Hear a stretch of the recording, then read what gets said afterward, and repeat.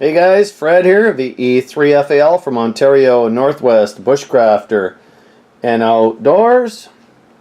As many of you know, I have had a busy summer doing a number of canoe trips. One of them was a 10-day, well actually a 9-day canoe trip to Wabakimi Provincial Park, 187 kilometers. Just after that I had a family reunion here at home. And then I did a 5-day into White Otter, and just last week we did a 7-day camping trip with our son and grandson and family out at Iron Range Lake. But in the meantime, this summer I've purchased a bunch of new digs to help out and to assist in some of the camping and canoeing and just plain old charging of devices and stuff, camera gear, and the whole 9 yards for some of these trips. So what I'm going to do is I just want to show you guys just 4 such items right now. I've purchased a bunch more too. I purchased a awesome Lixada twig stove that you guys have probably seen in a couple of my Wabakimi videos. That kept water going all day, all afternoon, all evening at some of our sites, and I do want to do a quick review on that. But what I want to show you guys is just a couple of the other items here. This is the Overboard 20-liter dry bag. That's my portage bag. I purchased this to keep my radio gear, my camera gear, my dry shoes in there, my daytime snacks. I put it in here for the canoe trips. I was using a regular old pack sack at one point in time with a plastic bag inside to keep things dry, but the pack was always wet. So what I did was I actually purchased this from British Columbia with this overboard bag, and I'll tell you, it is unbelievable. It's a fantastic bag. It suits the bill for what I needed. It's just the right size. I could probably go a little bit bigger if I wanted to, maybe a 35 or so, but this was perfect for a portage bag, and I absolutely loved it for the trip. So great purchase once again for the camera gear, the batteries, all the extra stuff, my shoes, my dry shoes for when we hit shore, things like that. So that worked out extremely fine. My next purchase here was a power bank, solar charged power bank, and this replaced the one that had busted up on me. I did make another case, another box for this to keep it safe while I'm traveling. That also stays in that bag, as you can well imagine. This unit here it doesn't take a whole lot of time for the battery to get where I need it to be to top off my GoPro, my phone for pictures, things like that. It works extremely well.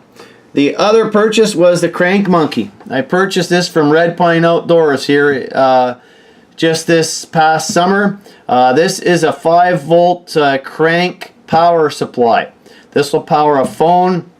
It'll power the GoPro. It'll charge batteries up with some cranking. I'm going to do a review on that later as well, but I just wanted to show you that. And one of the other items that I did purchase this summer as well before our big canoe trip, or yeah, it was before our big canoe trip, or was it? No, it was for White Otter. I'm confused here at the moment, but this is the InReach that replaces my Spot. I will do a quick review on the InReach as well, but what I can tell you is I am 150% satisfied with the InReach over the Spot.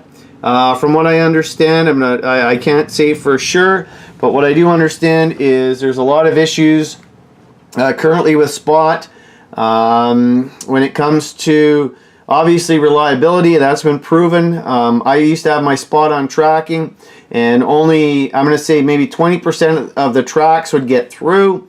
All of my check-in spots would make it, but with this InReach, it has two-way communication, and when you are in a place like Wabakimi up north, other places like that, to have that two-way communication is absolutely awesome.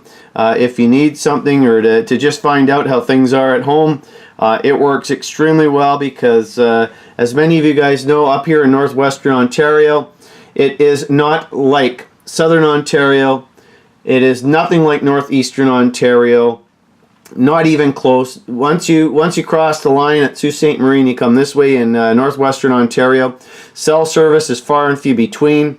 Unlike Algonquin and all those other areas where there seems to be cell service right through to Muskokas, things like that, it is not like that here. You can go 10, 15, 20K, if that, even outside of Thunder Bay, and even less than that, and have absolutely no cell service.